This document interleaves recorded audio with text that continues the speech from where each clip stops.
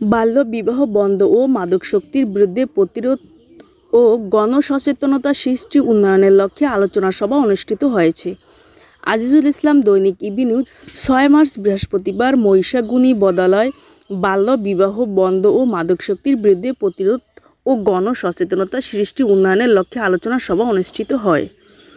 অনুষ্ঠানে সভাপতি করেন হাফেজ হেমায়েত হোসেন ইমাম ও খতিব বাদাল মহিষাগুনী আদি জামে মসজিদ। সঞ্চালনায় মোহাম্মদ তরিকুল ইসলাম, সদস্য বৈষম্য বিরোধী ছাত্র আন্দোলন খুলনা জেলা। বিশেষ অতিথি হিসেবে উপস্থিত ছিলেন মোহাম্মদ কদরুল হাসান, সিনিয়র যুগ্ম আহ্বায়ক বৈষম্য বিরোধী ছাত্র আন্দোলন খুলনা জেলা, মোহাম্মদ শামীম হাওলাদার, তামিম হাসান লিওন সংগঠক খুলনা জেলা, মাসুদ আলম প্রধান শিক্ষক, JBM মোহাম্মদ আবুল হাশেম সভাপতি, ঈদগাহ আব্দুল মজিদ ইজারাদার সাধারণ সম্পাদক, ঈদগাহ বাদাল মহিষাগুনী। আয়োজন করেন বৈষম্য বিরোধী ছাত্র আন্দোলন ও জাতীয় নাগরিক কমিটি। বাল্যবিবাহ বন্ধ ও মাদকাসক্তির বিরুদ্ধে প্রতিরোধ গড়তে এলাকাবাসী ও দেশবাসীকে আহ্বান জানান বৈষম্য বিরোধী ছাত্র আন্দোলন ও জাতীয় নাগরিক কমিটির নেতৃবৃন্দরা।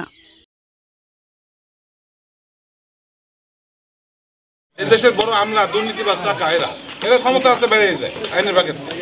আর ছোট প্রকল্প গরিব মানুষ, অসহায় মানুষ, দিন মজুর, কৃষক এরা সকল কাজ